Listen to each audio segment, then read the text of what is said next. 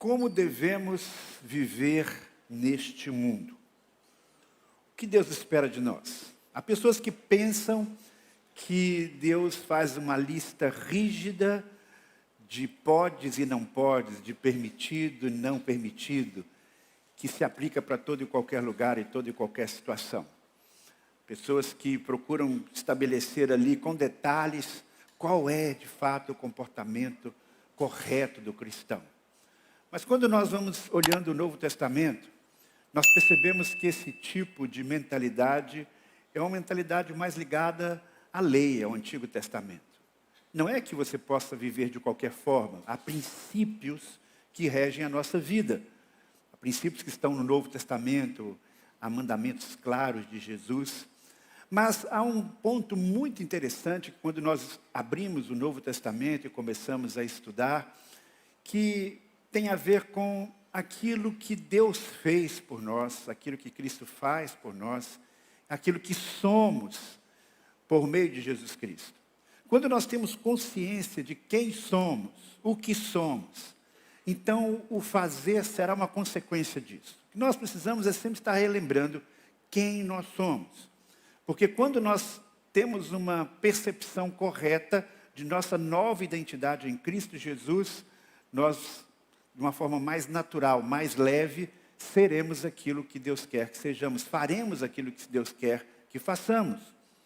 Por isso é que, na maioria das cartas do Novo Testamento, primeiro nós temos uma parte mais chamada doutrinária, que mostra a ação de Jesus, o que é a igreja, e a carta aos Efésios especialmente explora muito este aspecto. E depois, no final, nos últimos capítulos, é que nós temos então os mandamentos e as ordenanças mais específicas. E frequentemente vem, portanto, por causa disso, devemos agir desta ou daquela maneira. Hoje pela manhã nós vamos prosseguir o nosso estudo na carta aos Efésios. E nós estamos chegando aí no final do capítulo 2. Eu espero, de fato, até o fim do ano chegar ao final desta carta. São 6 capítulos. E vamos ver agora, então, os versículos 19 até o versículo de número 22. Você pode abrir a sua própria Bíblia ou você pode acompanhar o texto aqui na tela. A versão que eu tenho usado nessa exposição é a versão NVI.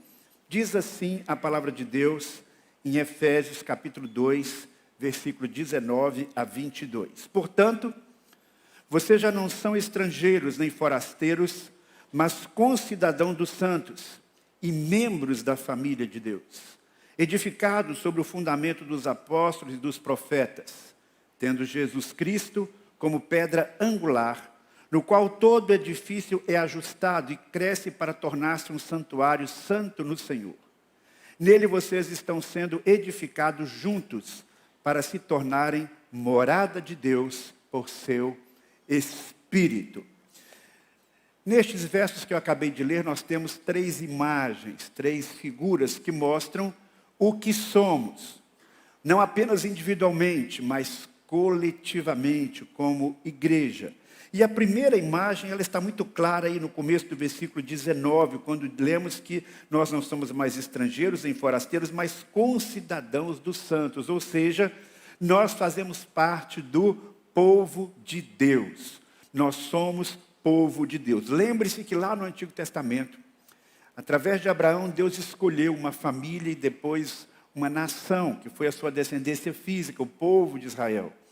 Com eles, Deus estabeleceu um pacto, uma aliança. E o propósito de Deus é que este povo fosse um referencial para todo mundo. Que eles pudessem ter relações tão justas e tão corretas entre si, que isso inspirasse as outras nações. Que as nações pudessem olhar para ele e dizer, olha como se vive realmente um povo em harmonia, um povo que tem comunhão com Deus, que é justo, que é santo. Mas o povo falhou nesta missão. E frequentemente eles se desviaram dos caminhos propostos pela lei de Deus. E pior, quando veio Jesus Cristo para reunificar esse povo, eles o rejeitaram, fracassaram no projeto. E desde o começo, Deus deseja restabelecer de forma mais plena o seu reino aqui na terra. Reino que foi, de alguma forma, usurpado por Satanás lá na queda. Então Deus quer conceder a esse povo o seu domínio, o seu reino. Inclusive, Lá atrás ele dizia, vocês nem devem ter um rei, porque eu é que quero governar vocês. Mas o povo cabeça dura disse, não, nós queremos ter um rei. E Deus então acabou cedendo e Saul começou a dinastia dos reis em Israel. Mas o reino de Deus, ele, na verdade, num determinado momento, deixou de ser direcionado mais através do reinado de Deus sobre o povo de Israel. E quando Jesus Cristo estava aqui na terra, ele apresentou essa mudança de paradigma. E numa das parábolas que ele contou, ele disse o seguinte, portanto eu lhes digo que o reino de Deus será tirado de vocês e será dado a um povo que dê frutos do reino. E quando Jesus falou isso, os mestres da lei entenderam o que ele estava falando.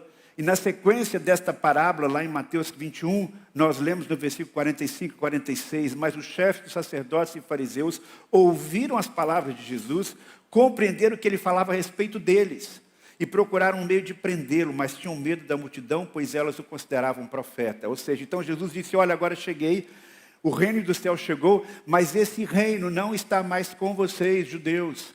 Esse reino será dado a um outro povo. Que outro povo era esse? A uma outra nação, aos assírios, aos egípcios. Qual o povo que esse reino seria transferido? Não era mais para nenhum outro povo de raça, um povo que nasceu em um determinado lugar ou numa determinada cultura. O que Paulo está dizendo aqui agora é explicando essa palavra de Jesus, dizendo esse reino, esse povo, ele é formado agora pelos judeus que se converteram, sim, pelos judeus que decidiram seguir a Jesus, mas também pelos não-judeus, pelos gentios. Eles não são, esses que estão chegando agora, estrangeiros que se naturalizaram. Nós não estamos aqui abrindo uma concessão e dizendo, vocês agora podem fazer parte do povo de Deus. Esse povo, judeu e gentio, tem os mesmos direitos espirituais. Esse povo é a igreja do Senhor Jesus. E o que Paulo está falando, e Paulo era judeu, é corroborado por um outro judeu raiz, que é Pedro. Quando Pedro escreve a sua carta, ele vai nessa mesma direção e ele diz lá em 1 Pedro 2,9, vocês, porém, são nação eleita, sacerdócio real, nação santa, povo exclusivo de Deus para anunciar as grandezas daquele que chamou das trevas para a sua maravilhosa luz. Antes, vocês nem sequer eram um povo, mas agora são povo de Deus. Não haviam recebido misericórdia, mas agora a receberam. Então, o que Paulo, um judeu, e Pedro, também um judeu, falam, vai na mesma direção. E eles se reportam, de fato, aquilo que aconteceu lá atrás. No passado, quando o povo se rebelou contra Deus, lá no início, Deus enviou o dilúvio. E depois do dilúvio de Noé, vieram 3 grandes raças, de Sem, Cão e Jafé, está lá em Gênesis capítulo 10. E os povos começaram então a se dividir e a ter as suas características próprias, mas eles quiseram em um determinado momento se unificar novamente. Então, eles construíram a Torre de Babel, mas eis que Deus intervém e espalha aqueles povos com diferentes línguas, e então eles se espalham por toda a terra, é a humanidade dividida. Mas Jesus Cristo vem para fazer uma reconciliação, para fazer um só povo, mas não um povo que está ligado a uma etnia, mas um povo do qual fazem parte todos os povos da terra. Agora, no contexto da nova aliança, os gentios que antes eram olhados como estrangeiros, no máximo como alguns prosélitos se desejassem adotar os ritos do judaísmo, agora diz, não, vocês não são imigrantes, vocês têm todos os direitos de um cidadão nativo, de um cidadão como que nascesse naquele lugar. Agora todos deixam de ter um passaporte e passam a ter uma certidão de nascimento neste novo reino.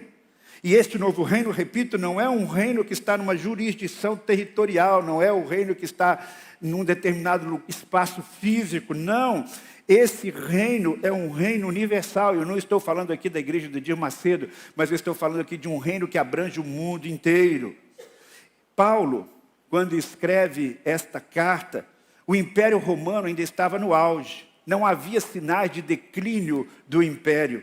Mas mesmo assim, ele consegue valorizar, ele consegue colocar como prioridade a sua cidadania celestial. O fato dele ser cidadão do reino de Deus, ele valoriza isso, embora ele fosse também um cidadão romano. É importante esclarecer que nós não deixamos de ter as nossas características culturais, de nossa cidadania terrena.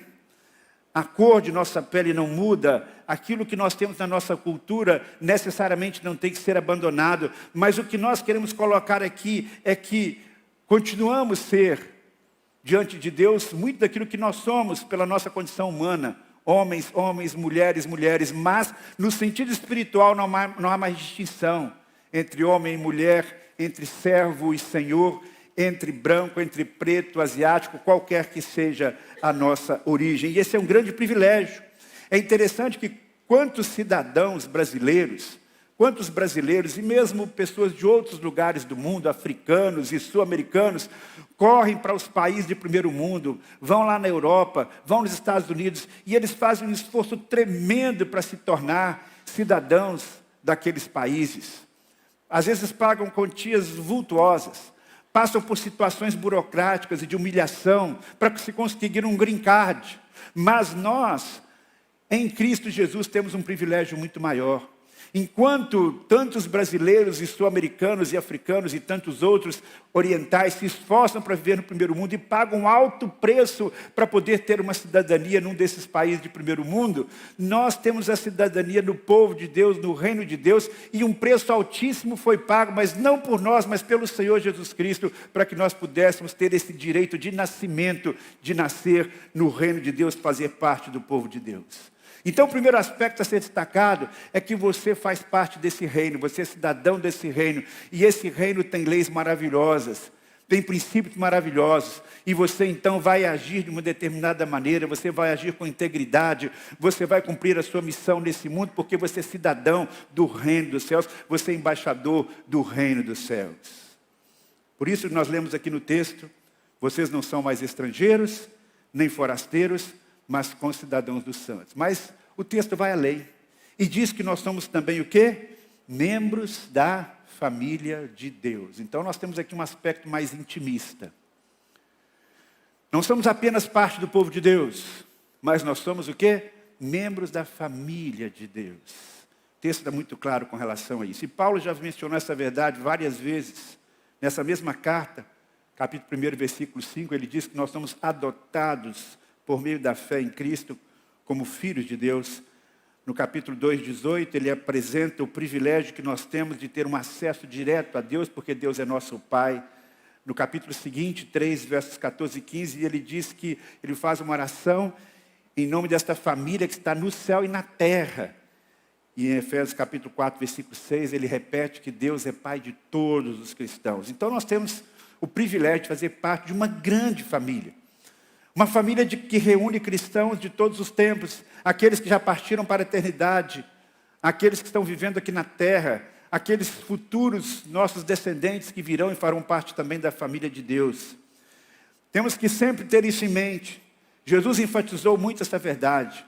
Nosso relacionamento com Deus, Criador, sustentador dos céus e da terra, é um relacionamento de intimidade, porque Deus é nosso Pai. E se Deus é nosso Pai, nós somos então irmãos. Se Deus é meu Pai e Deus é o seu Pai, nós somos irmãos. Essa é uma realidade óbvia.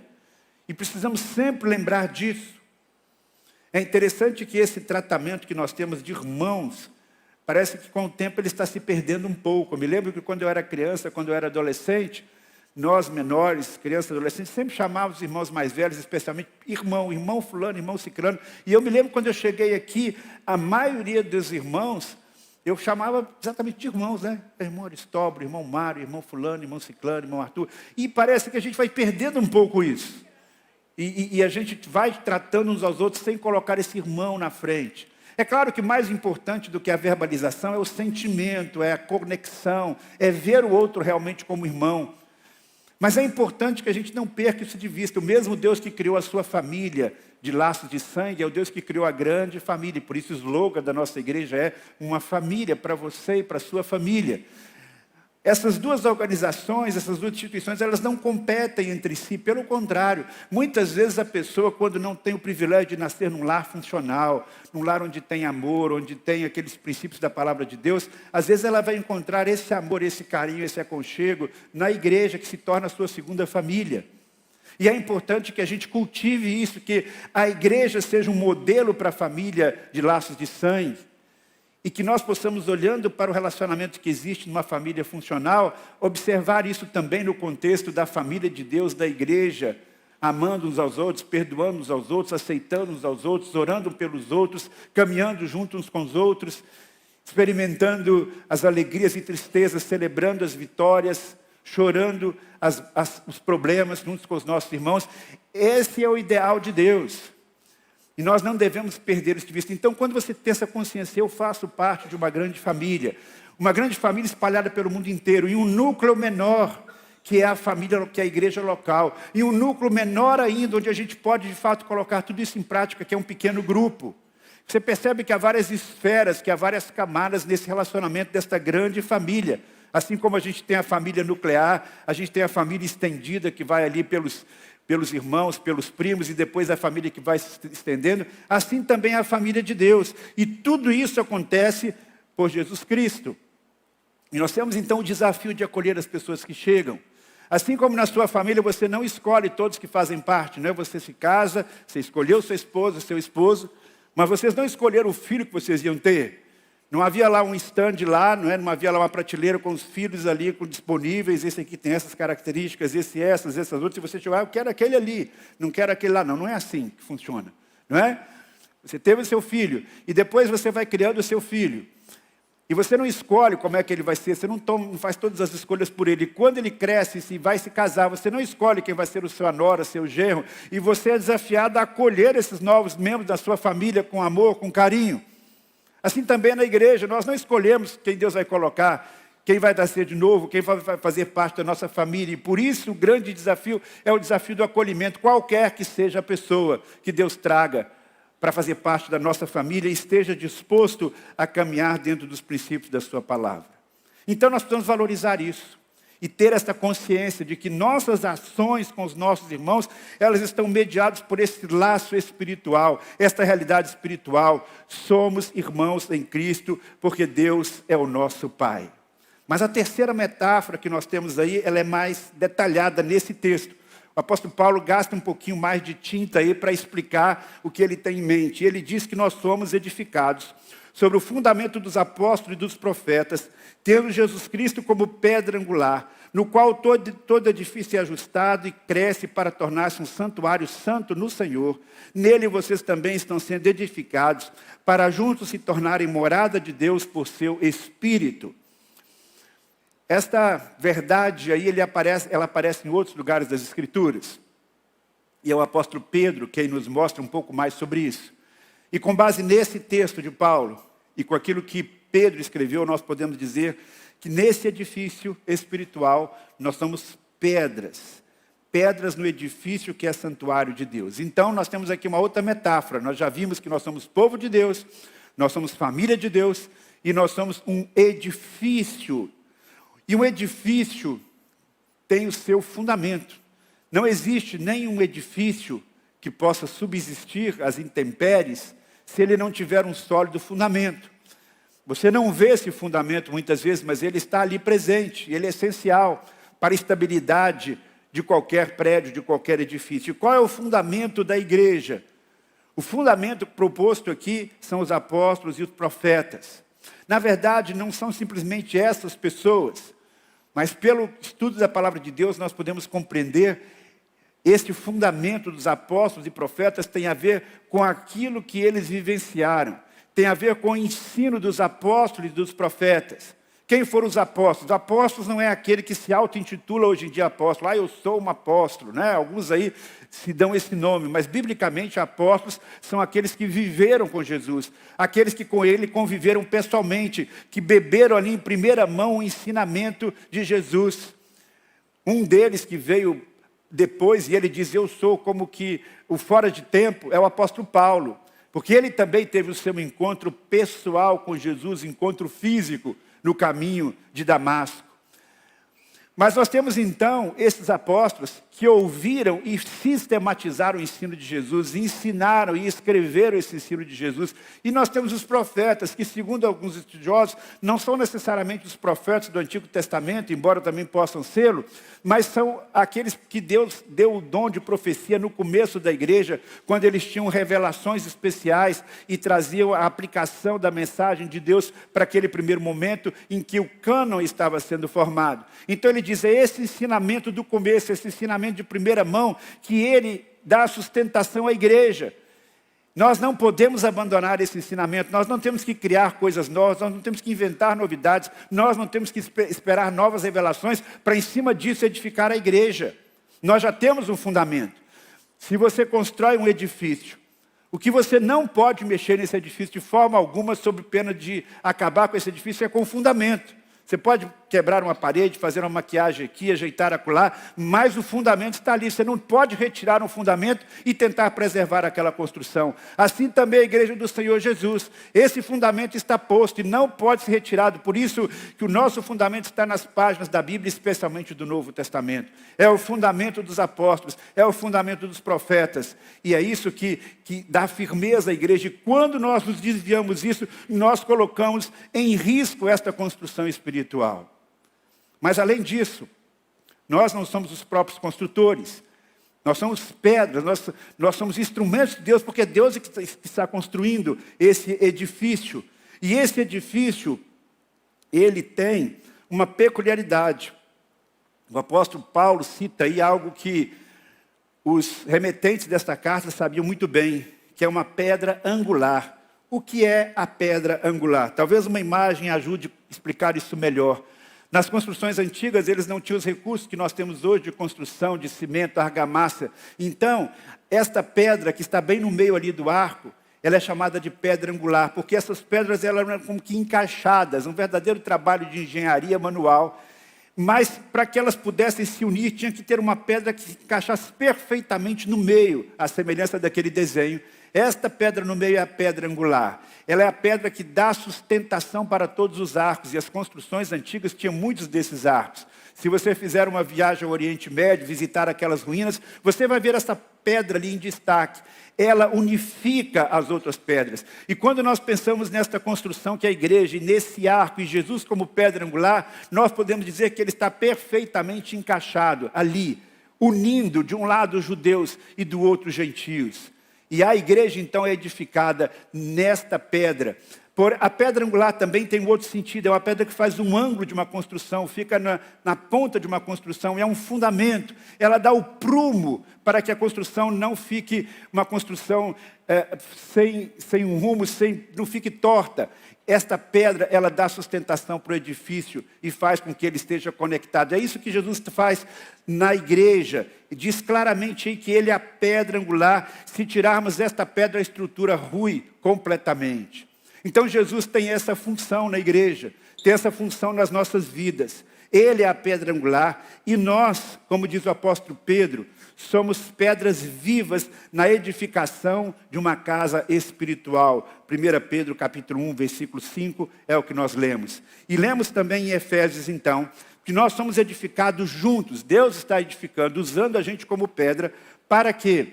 Para a morada de Deus por seu Espírito. É interessante que quando nós estudamos a Bíblia, nós vamos ver que embora houvesse a compreensão de que Deus estava em todos os lugares, porque Deus é onipresente, os personagens do Antigo Testamento tinham esta percepção.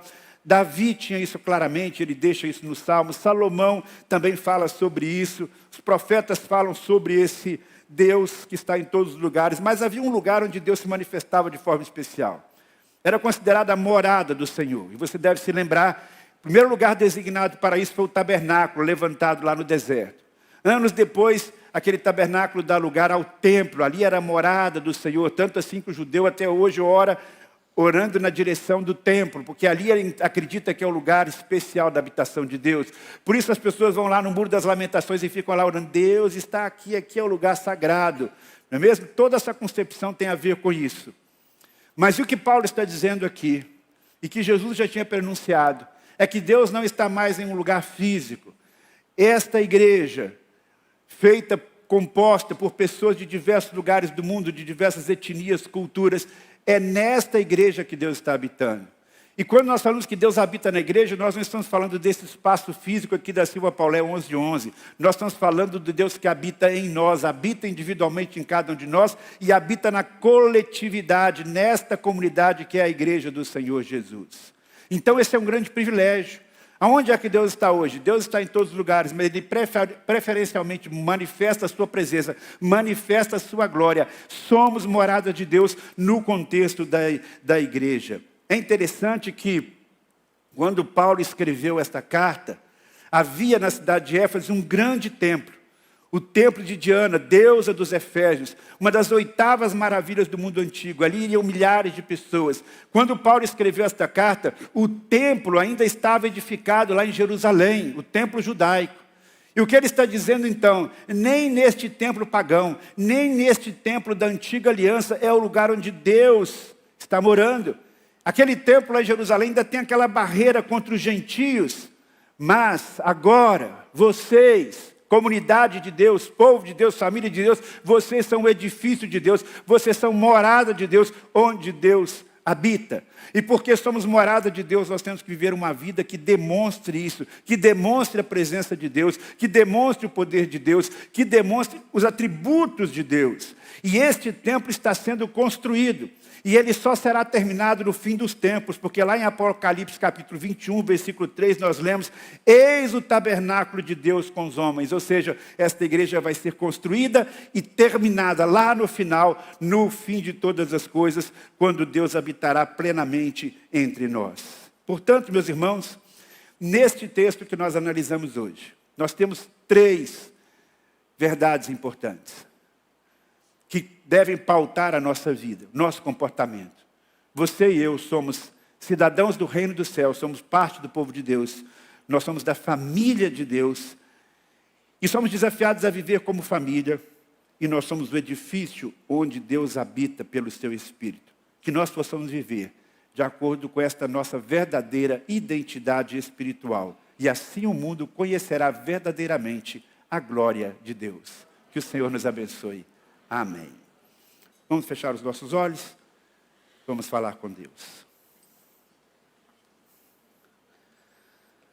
Pai, nós não encontramos palavras para expressar nossa gratidão por aquilo que em Cristo Jesus nós nos tornamos.